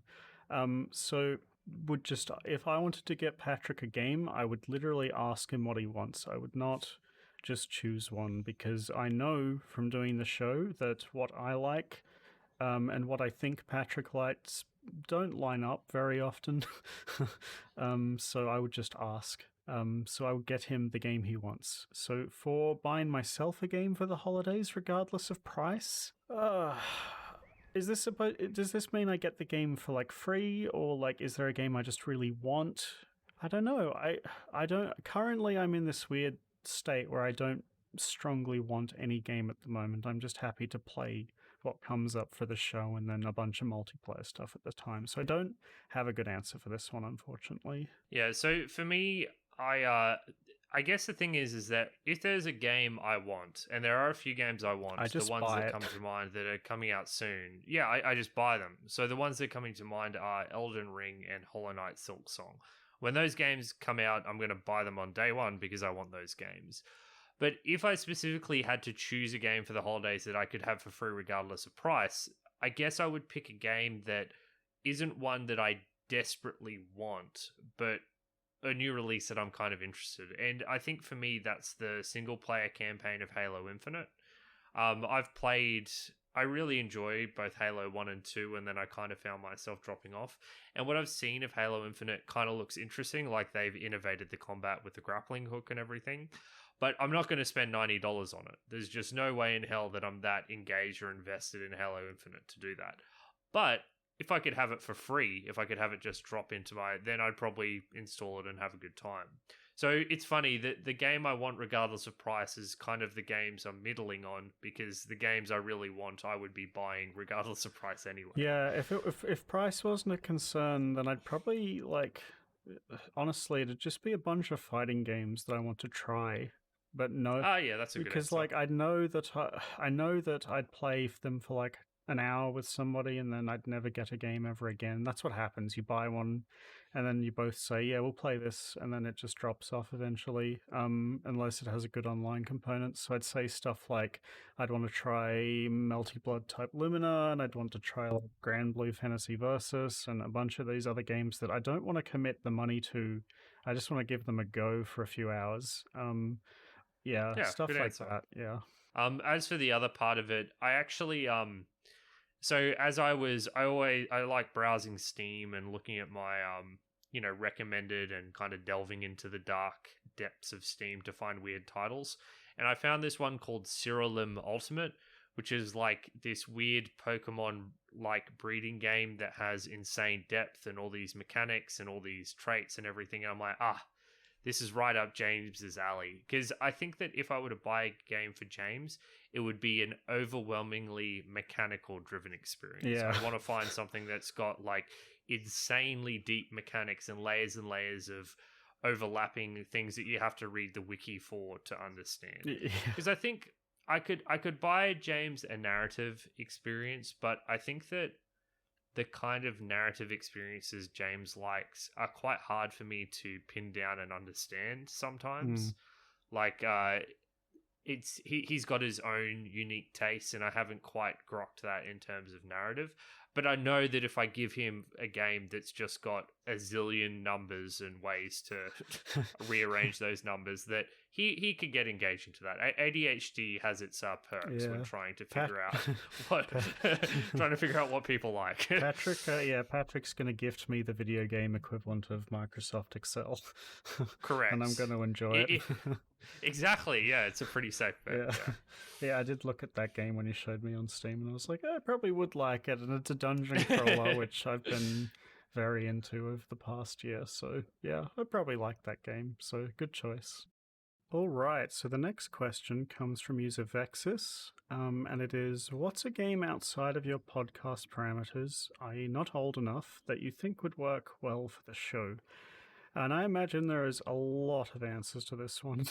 Yeah, my answer is extremely easy, because it's a game that I've been trying to convince James to play. It's one of my favorite games of all time, and it's one that he doesn't seem too interested, so it would be good to force him, and that is Outer Wilds. Outer Wilds was my game of the year when it was released, and the idea behind the game is that you're in a solar system that's stuck in a time loop, and every 20 minutes the solar system explodes. So you have to explore the solar system, which is filled with relics and writings of another alien race that used to be there, to try and uncover the reason for the supernova that's occurring every 20 minutes, and then try to stop it if you can. And it's basically a masterclass in exploration, in environmental storytelling, and in the end, it's an incredibly touching story that I really enjoyed uncovering. It's really enjoyable and fun puzzle game to engage with, and it's just a very innovative and unique take on that concept. So if I could force James to play that for the show, I would be able to share one of my favorite games with him, and I'd also be able to spend a lot of time talking about one of my favorite games of all time. Yeah, I thought you were going to say Steven's Sausage Roll. I think for a long time Steven's Sausage Roll would have been my answer to this question, but when Outer Wilds came out, that game really touched me and kind of it almost felt like it was a game tailor-made for me. Like, I love the idea of exploration in games, but I think that most games fail to realize the truth of exploration, which is that you need to have meaningful things to discover, and you need to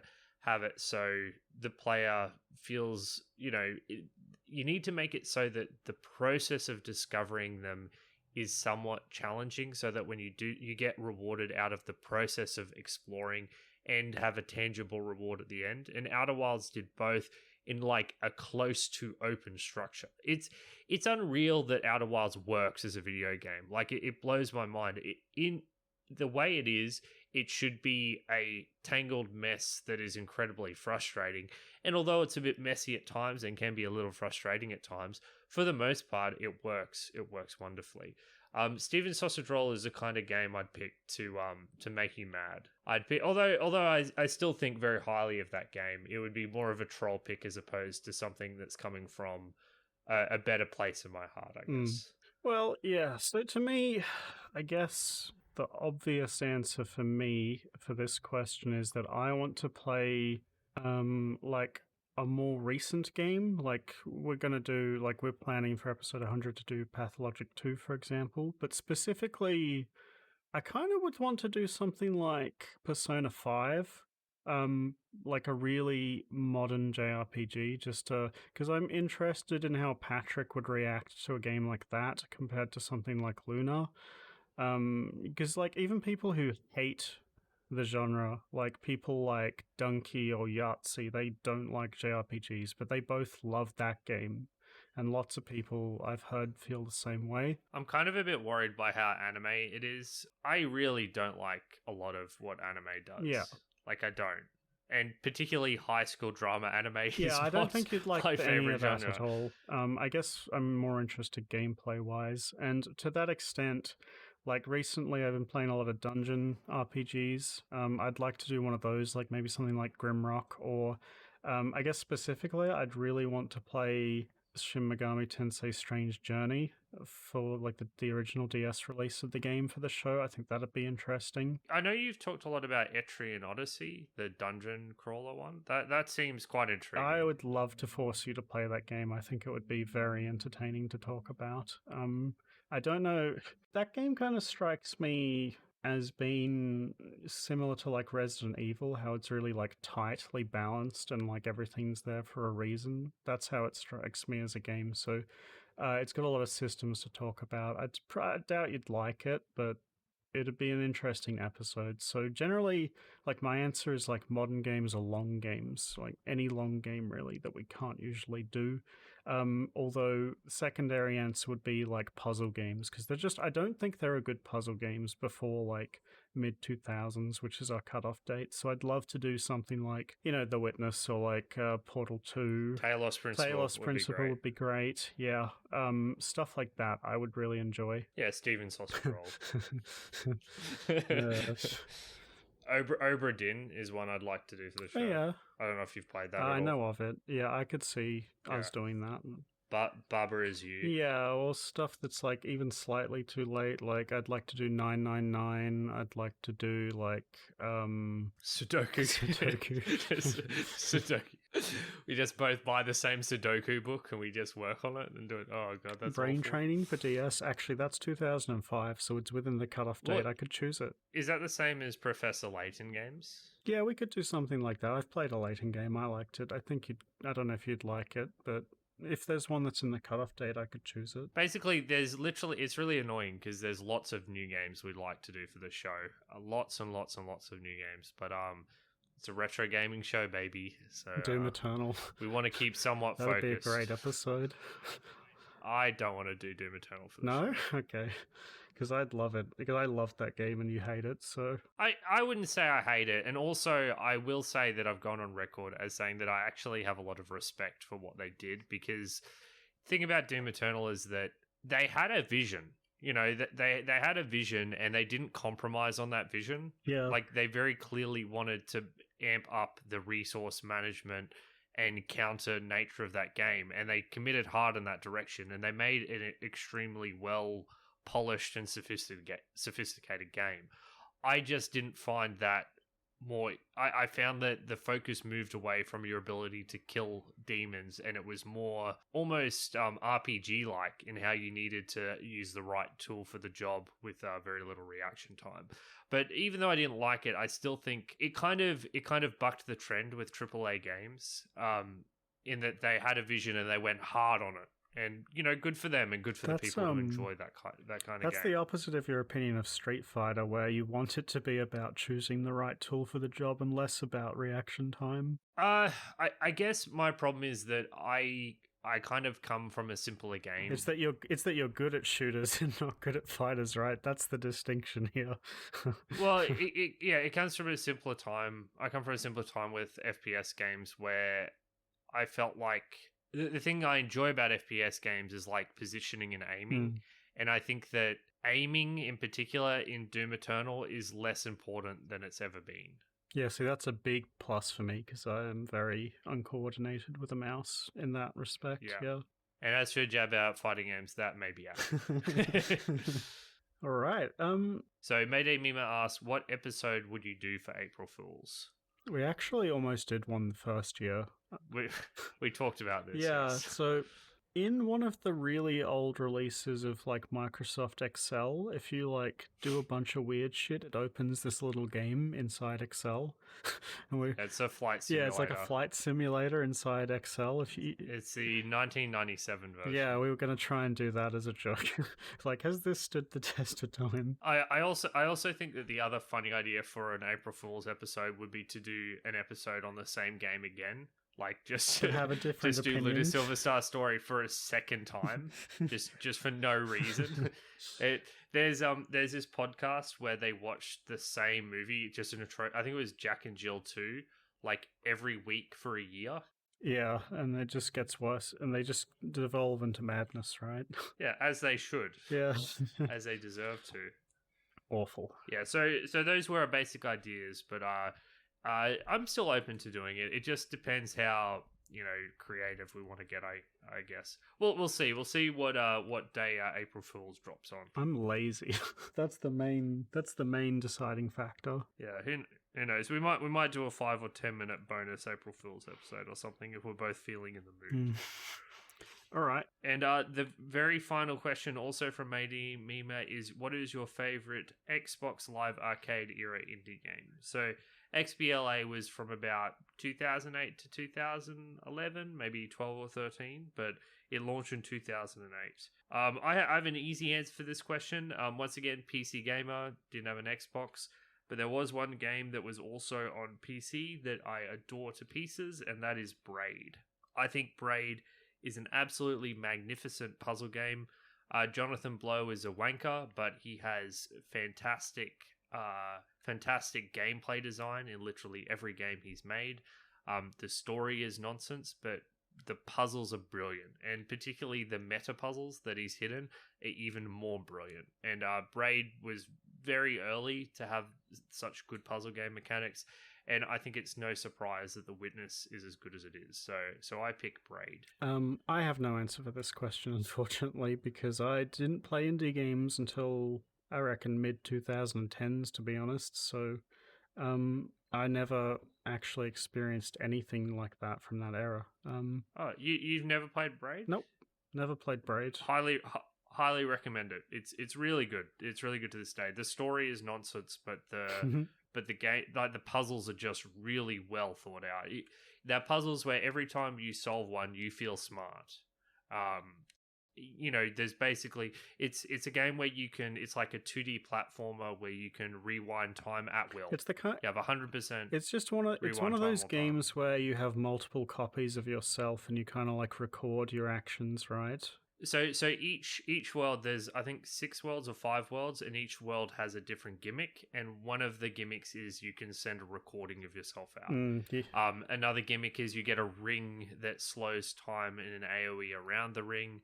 And the idea is that there are different objects that are immune to your time rewind powers, etc., etc. But it's it really doesn't waste your time. It's more got every single puzzle is substantial. So you have to, there'll be like 30 puzzles throughout the entire game, but they're 30 really good, engaging puzzles. I'll probably like it. Like, I do like that kind of thing. I remember when I played Talos Principle, it had that mechanic of the recording thing as well, and I enjoyed it there too. It's very tricky to get your head around sometimes, but it's fun. Yeah, Talos Principle is a fairly good analogy, but I think as a 2D platformer, its mechanics are easier to grok. Yeah.